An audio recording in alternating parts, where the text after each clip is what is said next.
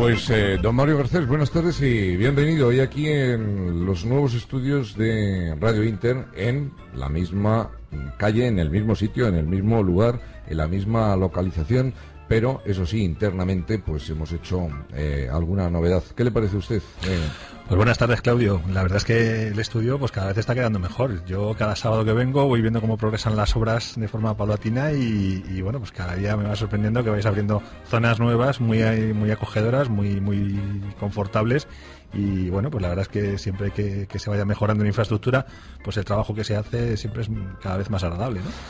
Bueno, ¿cómo han ido esas jornadas en el Pirineo catalán? Que las dos últimas semanas ha entrado usted pues por teléfono, porque estaba allí trabajando con las emociones y con grupos de personas que necesitan ayuda en ese campo. Pues bien, la verdad es que nos ha acompañado el tiempo, sobre todo la primera semana, y bueno, pues la verdad es que los cursos han salido muy bien, la gente ha participado y yo creo que se han ido con una sensación de haber descubierto cosas que antes no conocían.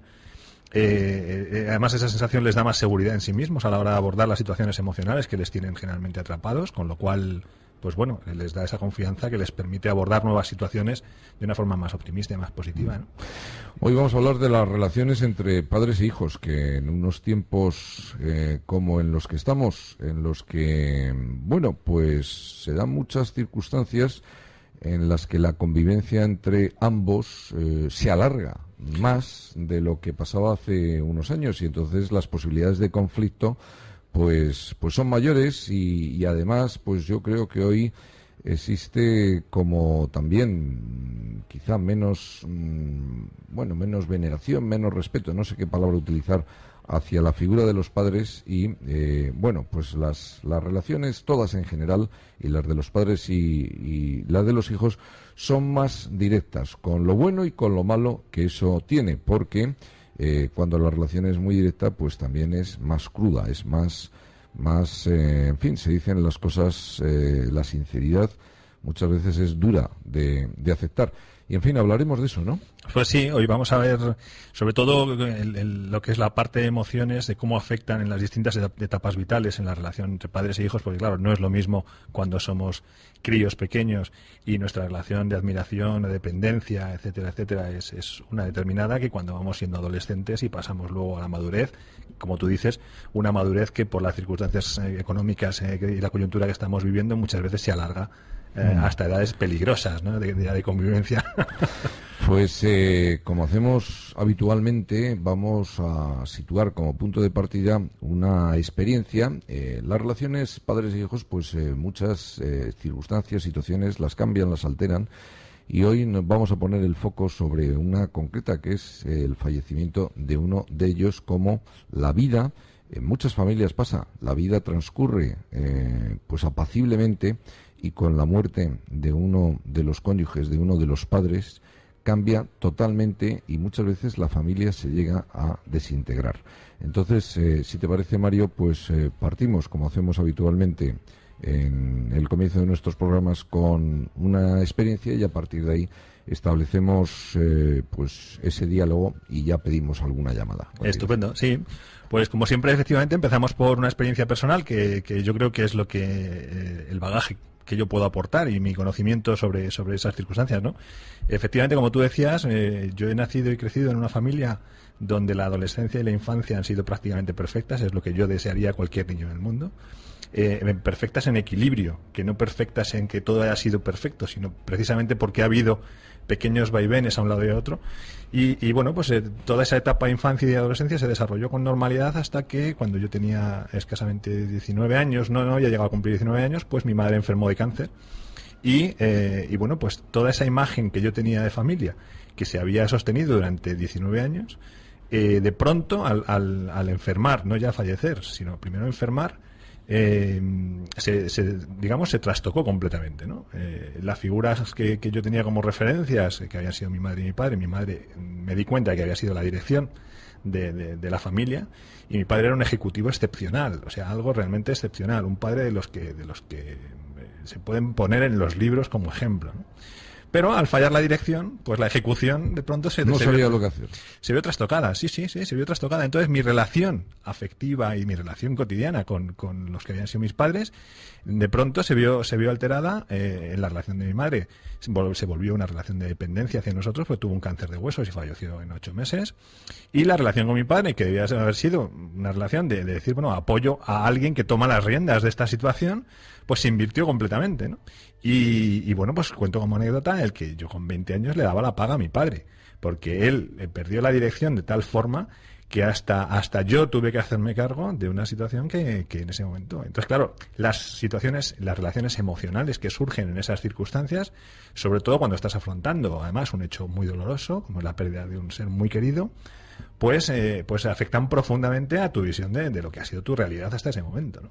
Sí, que la familia se rompe no solo porque falte uno de los miembros, sino porque los roles, los papeles que hasta ese momento cada uno desempeñaba, pues desaparecen y no se sabe lo que tiene que hacer cada uno y, en fin, cada uno tira hacia un lado, ¿no? Sí, hombre, ahí los psicólogos que se mueven en el ámbito de la teoría sistémica y demás entienden que cuando se desequilibra un sistema, pues todas las componentes, todas las fuerzas que están, digamos, equilibradas ahí, tienen que reordenarse, ¿no? Y entonces los distintos actores vamos ocupando distintas posiciones y en un momento determinado, pues bueno, en ese momento me tocó a mí ejercer la labor de padre. Además, mi hermana, yo era el mayor de 4 hermanos, mi hermana pequeña tenía en ese momento 8 años, o sea que había responsabilidades importantes que había que asumir.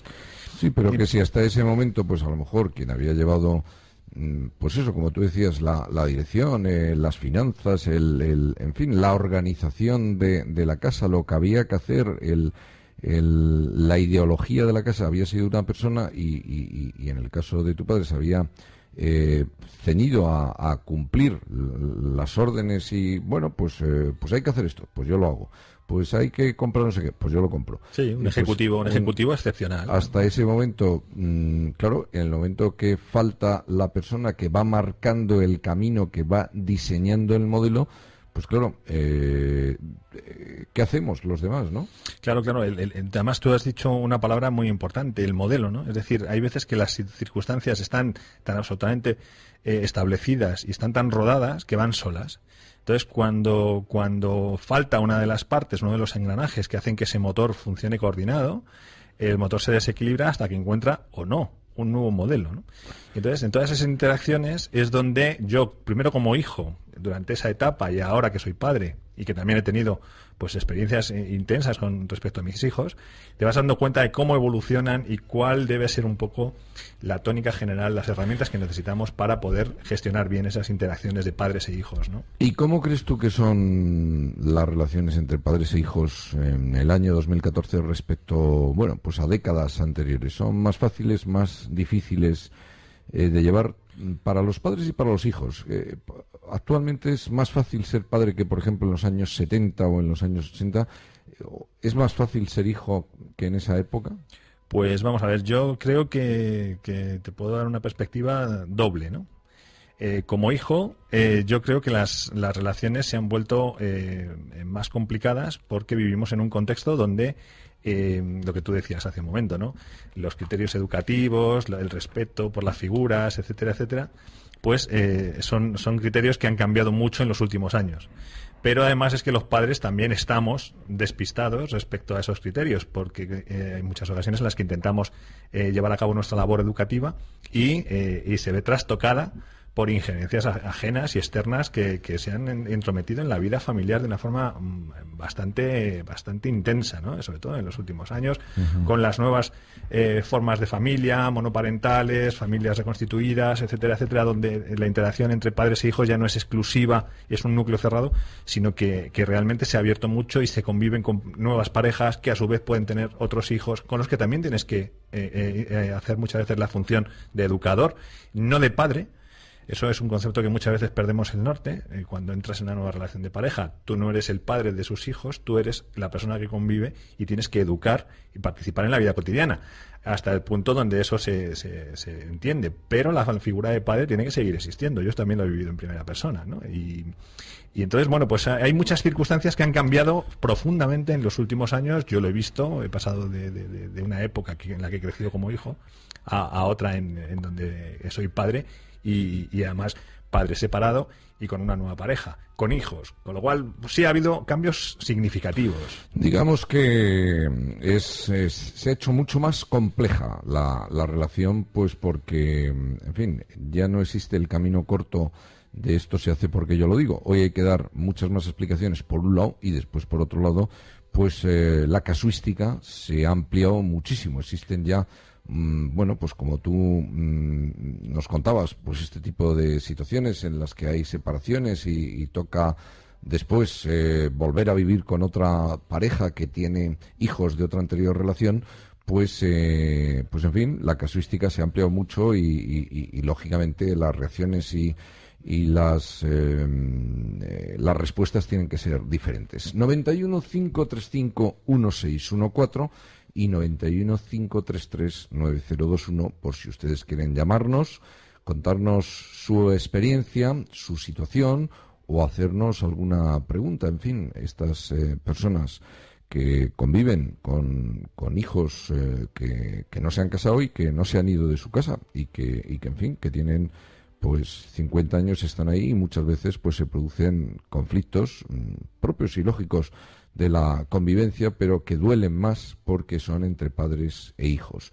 Le repito, 91 535 1614 y 91 533 9021 por si quieren charlar con nosotros, como les decía, contándonos pues las circunstancias o las experiencias por las que ustedes se hayan pasado o haciéndonos alguna consulta que nosotros pues intentaremos responderles.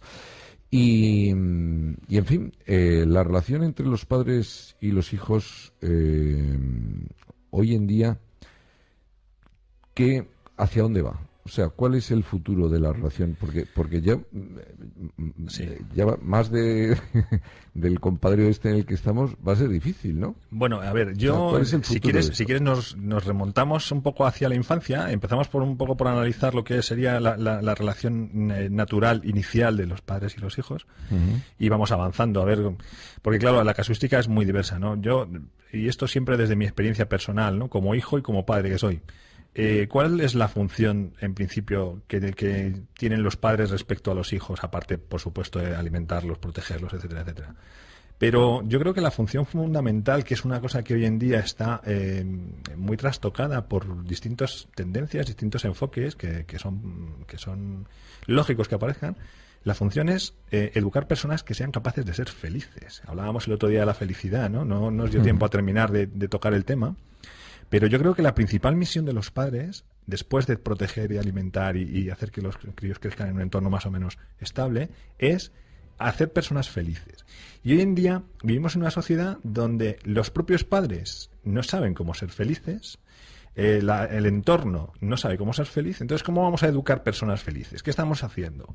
Lo que yo veo en mi día a día y lo que he vivido en los últimos años, que yo tengo un hijo de 18 años, mi hijo mayor, y una edad difícil, ¿no? Sí, bueno, porque la verdad además es que hoy la adolescencia se ha ampliado un poco más, ¿no? Porque antes decían adolescencia 14, 15, 16, pero hoy de los 18, que entonces hablaba de un joven, ahora también se le sitúa ahí en la frontera con la adolescencia, ¿no? Bueno, es interesante porque realmente si hacemos caso a muchos estudios antropológicos, se han encontrado cerca de 200 casos de tribus donde el concepto de adolescencia ni siquiera existe. Es decir, el paso es de la infancia a la madurez, a través de sus ritos iniciáticos, etcétera, etcétera. Entonces, el concepto de adolescencia, que desde el punto de vista de la psicología, desde el punto de vista de la neurología, pues se defiende que hay determinados circuitos y determinados procesos cerebrales que aún no están maduros, Claro, no están maduros porque, si tú lo piensas bien, cuando pasamos de la infancia a la adolescencia, lo que hacemos en la adolescencia es empezar a enfrentarnos con un mundo un poco más amplio que nuestra familia. Es donde empiezan a entrar en juego las relaciones con el grupo de amigos, las dependencias y la aceptación, la necesidad de aceptación en ese grupo. Entonces, todas esas cosas ponen en marcha mecanismos neurológicos que van desarrollando distintas estrategias. Pasa lo mismo que, por ejemplo, con la tolerancia a la frustración. Y volvemos a lo de los críos felices, ¿no? De hacer personas felices. Que un crío llegue a ser feliz necesita frustrarse, necesita fracasar, necesita tener éxito en sus intentos, necesita soñar, necesita límites. Hoy en día, los que nos hemos criado en una sociedad mucho más progresista y mucho más abierta, pues realmente quizá muchas veces estamos intentando dar a nuestros hijos todo lo que nos piden. Y en cuanto el niño abre la boca, que el niño no llore, que el niño no se frustre, que el niño no sienta presión, que el niño no sienta que fracasa. Eso impide que los críos desarrollen mecanismos neurales, de desarrollo neural, que les van a dar estrategias para luego, cuando se encuentren en la vida de adulta, con circunstancias complejas en las que van a tener que resolver sí o sí. O sea, que ahí nos equivocamos por darles todo lo que nos piden, porque no por eso van a ser más felices. De hecho, no solamente no van a ser más felices. Mi experiencia me ha enseñado que son profundamente infelices. Las personas que consiguen fácilmente y sin esfuerzo desde niños todo lo que piden, se convierten en personas que luego no saben nunca ser felices. Y eso tiene unas bases neurales, en las que actualmente la investigación, lógicamente, todavía nos queda mucho por descubrir, pero es un hecho fundamental. Las personas felices son personas que, dentro de una estructura lógica, son capaces de entender que en un momento dado tienen que encajar un fracaso, tienen que encajar una frustración, un límite, un castigo, y tienen que aprender a disfrutar y a saborear el éxito de un esfuerzo bien hecho, una recompensa, un premio, pero toda esa gama, como hablábamos el otro día de la felicidad, si recuerdas que yo lo equiparaba con un dial de radio donde no sabemos dónde están los límites, los críos tienen que irlo explorando de forma acompañada, para que su mente y su cerebro desarrollen estrategias que luego de adultos les permitan afrontar situaciones en las que no van a estar papá y mamá para proteger, ¿no? Entonces, uno de los grandes errores que yo creo que estamos cometiendo hoy en día es que los niños abren la boca y ahora quiero un móvil nuevo, y ahora quiero la nueva Play, ya no sé si vamos por la Play 7 o por la Play. O si existe la Play, porque a lo mejor ya no existe ni la Play. Bueno, nos hablabas de ese recorrido por las relaciones entre padres e hijos. Habías empezado por la infancia, pero nos queda la adolescencia, nos queda la juventud, nos queda la madurez y nos queda cuando entran nuevos elementos dentro de la familia, como son pues las mujeres o los maridos de los hijos y de las hijas, ¿no? Sí, bueno, eso también, si quieres, seguimos por la parte de la adolescencia, porque básicamente lo que hacemos en el proceso de la adolescencia es poner a prueba todo lo que hemos desarrollado durante la etapa infantil. Es decir, hay muchos padres, por ejemplo, que se llevan las manos a la cabeza y dicen, joder, si el niño ha sido siempre un niño o una niña, ha sido encantadores, se han portado bien, obedientes, no sé qué, y de pronto ha llegado a la adolescencia y resulta que tengo a la niña el exorcista metida en casa, ¿no?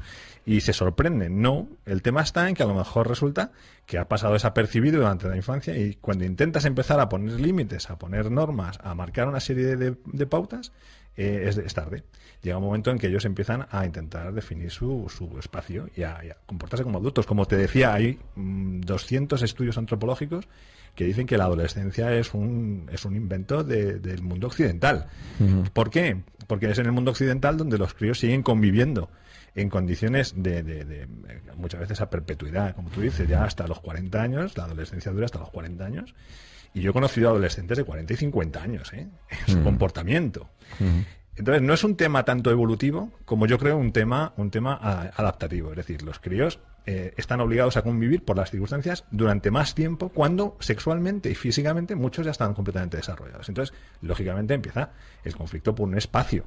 Si no hemos desarrollado las herramientas de convivencia, de autocontrol, de moderación, de respeto, de comunicación durante la infancia, va a ser muy difícil que consigamos hacerlo durante la adolescencia, ¿no? Entonces, en la adolescencia nos encontramos los resultados de lo que hemos hecho antes y se empiezan a poner a prueba esos mecanismos. Y en la juventud, cuando ya se tienen 20 y tantos años, se apacigua un poco la relación, se dulcifica la relación, se hace más tranquila la relación entre padres e hijos. Hombre, yo creo que todo lo que sea comprender los mecanismos que subyacen a los conflictos que se producen en esas etapas ayudan a que las relaciones sean más fluidas. Es decir, comprender que un chaval que no tiene oportunidad de salir de su casa, que tiene 20 y tantos años, que a lo mejor su futuro profesional lo ve muy oscuro, que ha terminado su carrera y sigue estudiando porque no ve una salida profesional, pues comprender esas circunstancias por las dos partes, por parte de los hijos, saber que su desarrollo normal se está viendo trastocado por una coyuntura, y comprender por parte de los padres que ese trastorno produce sensaciones intensas en los hijos, puede ayudar. De hecho, es que es el único camino. Comprender por ambas partes que están sometidos a unas circunstancias que son externas a lo que es la propia naturaleza de la relación.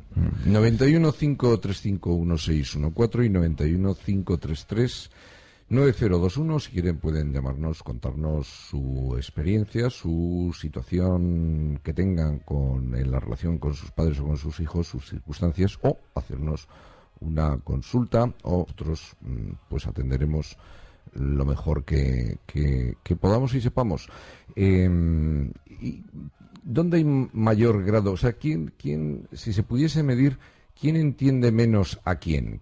¿Los padres entienden menos a los hijos que los hijos entienden menos a los padres? ¿Por dónde hay mayor grado de comprensión, si eso se pudiese medir? Que no sé, sí, no sé si se puede medir. Obviamente yo creo que somos los padres los que tenemos la responsabilidad de entender en primer lugar a los hijos, porque nuestra experiencia nos debe capacitar y nos debe dar ese conocimiento, ese know-how vital para comprender por lo que ellos están pasando, ¿no?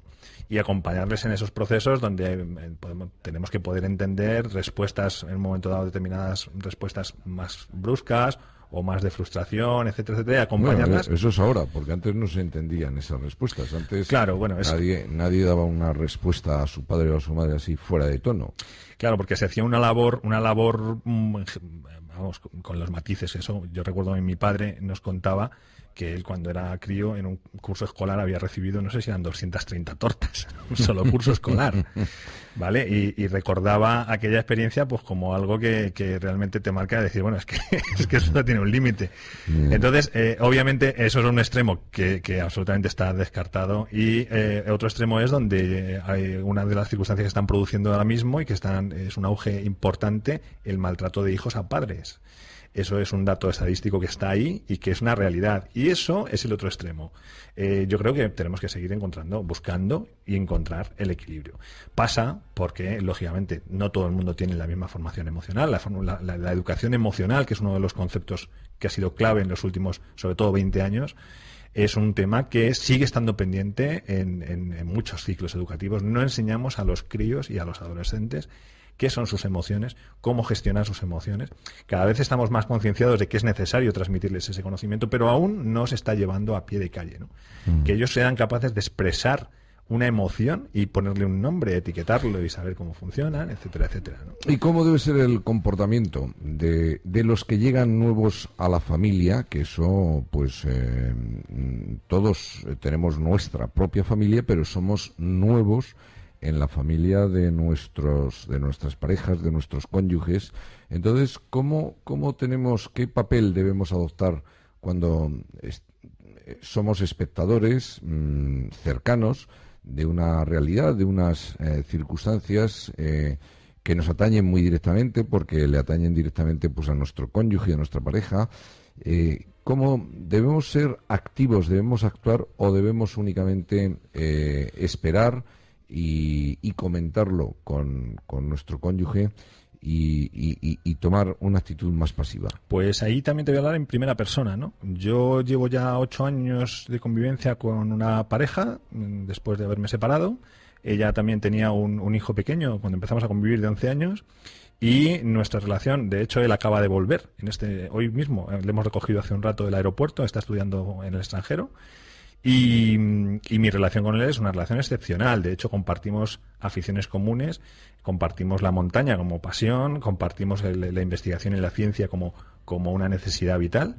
Y eso se ha forjado a lo largo de los últimos 8 años. Pero los inicios fueron muy complicados porque, yo era un elemento externo que aparecía en la vida de su madre, pero que ella intentaba mantener aislado de la relación con su hijo. Es decir, se formaba un triángulo. Yo me relacionaba con ella para llegar hasta el niño. Eso yo tuve que romperlo y además de una forma contundente, es decir, esto no es lo que quiero. ¿Por qué? Bueno, pues sé que eso iba a llevar a buen puerto. Primero, porque se marcaban unas normas de convivencia en donde yo interactuaba directamente con el crío. Y segundo, porque esas normas de convivencia marcaban unos límites que entonces a lo mejor no existían, ¿no? Eso nos ha llevado a que el cariño, la convivencia, la comunicación, la complicidad hayan surgido como efecto secundario de esas acciones.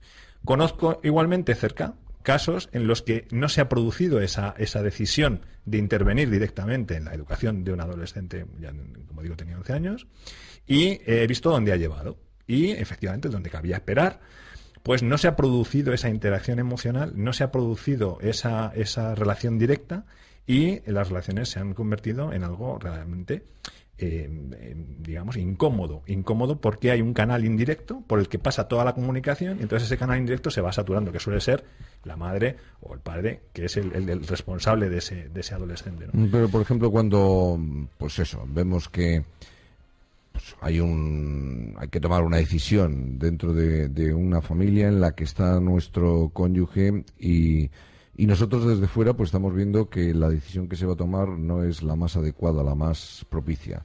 ¿Debemos intervenir dando nuestra opinión o tenemos que canalizarla a través de nuestro cónyuge, o no tenemos que hacer nada? Si es hacia los hijos, yo estoy convencido de que lo mejor es una comunicación directa, donde se expresa, pero directamente delante del crío, quizá previamente consensuado para adoptar posturas comunes, que eso es fundamental. Pero una comunicación directa, vamos, yo estoy convencido. Hay que intervenir, es decir, las relaciones de las personas hay que naturalizarlas, y hay que dejarse de cortapisas y cortafuegos y barreras protectoras, siempre que las personas seamos personas más o menos coherentes y equilibradas. Hay casos en donde realmente eso no se puede producir, ¿no? También los conozco. Pero la comunicación directa, donde se hable de los problemas, donde se hable de las emociones, donde haya un cabreo y se pueda expresar dentro de unos límites razonables una sensación de malestar, un enfado y pegar 4 gritos. Porque eso es lo que era una relación natural, y ahora parece que es que si a un crío le gritas, es que parece que el crío se puede frustrar y todas esas cosas. Yo eso, me vas a perdonar, no lo comparto. Creo que nos está dando unos quebraderos de cabeza y que vamos a crear una generación de personas profundamente infelices. ¿Y qué hacemos cuando los padres se hacen mayores y no pueden valerse por sí mismos? Y en fin, pues uno de los hijos sí vive en casa, pero los otros no. ¿Cómo se reparte bueno, eso? Pues ahí ves, ahí ya no puedo hablar de experiencia personal, porque realmente nosotros somos 4 hermanos, como bien sabes y hemos comentado en alguna ocasión fuera de antena. Pues nosotros tenemos a un padre que es gran dependiente desde hace 22 años, 2 años después de morir mi madre. Mi padre se nos quedó inválido. Y realmente, pues en nuestro caso, los 4 hermanos nos hemos distribuido las responsabilidades de atenderle con el médico, con todas las tareas que hay que hacer de cuidado cotidiano, de preocuparnos de que esté atendido. Pero la convivencia diaria, ¿quién corre con ella? Pues los cuatro, porque realmente lo que hemos decidido es solucionarlo estando él totalmente atendido, y los 4 nos vamos turnando los fines de semana, etcétera, etcétera. O sea que... Vamos a atender una llamada en el teléfono. No, me dice Juan Pablo que hemos perdido la llamada en los teléfonos 91 535 1614 y 91 533 9021. Hemos perdido esa llamada y nos quedan 5 minutos, pero en fin, vamos, te he interrumpido en el tema que estábamos comentando. Bueno, lo que te decía es eso, que en mi caso realmente puedo hablar de que los 4 hermanos nos hemos comprometido y nos hemos implicado con el cuidado de una persona dependiente y mayor, ¿no? Entonces, pues bueno, en ese caso es el único que te puedo contar mi experiencia personal.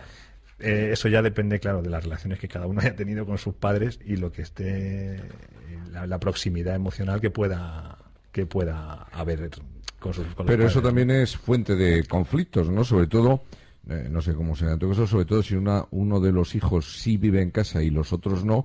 El que vive en casa muchas veces puede coger y decir, oye, que esto, aunque yo vivo aquí, hay que repartirlo en partes iguales. Los otros pueden coger y decir, bueno, en partes iguales no, porque tú al vivir ahí te has beneficiado, pues de una estructura, de un soporte durante muchos años, ¿no? Sí. Eso es otra situación también complicada, ¿no? Mira, yo te lo voy a resumir desde la experiencia. es no hay que rehuir el conflicto. El problema de los conflictos no es el conflicto, el problema es el no abordaje del conflicto. El conflicto es algo que va a surgir sí o sí en todos los ámbitos de la vida. Lo que hay que hacer es desarrollar conocimientos y estrategias para abordar los conflictos de una forma positiva. El conflicto es algo que remueve, que hace que las cosas se hereen, que hace que las cosas se vean desde otra perspectiva, que haya obligación de mirar desde perspectivas distintas. Entonces, el conflicto lo que hay que hacer es abordarlo de una forma positiva. Y eso es una de las cosas que en la educación emocional de los críos y de los adolescentes es fundamental. En Occidente tratamos de eludir el conflicto y de quedarnos siempre con la cordialidad y demás. El conflicto es ineludible. A lo largo de la vida va a surgir siempre en 1000 ámbitos distintos. Y si no se aborda directamente, se va a abordar de formas indirectas que pueden llegar a ser muy perversas. Entonces, lo que hay que hacer es, ¿que hay conflicto entre los hermanos? Pues bien, discutamos. Nosotros discutimos mucho, además discutimos a gritos, somos muy viscerales, muy latinos.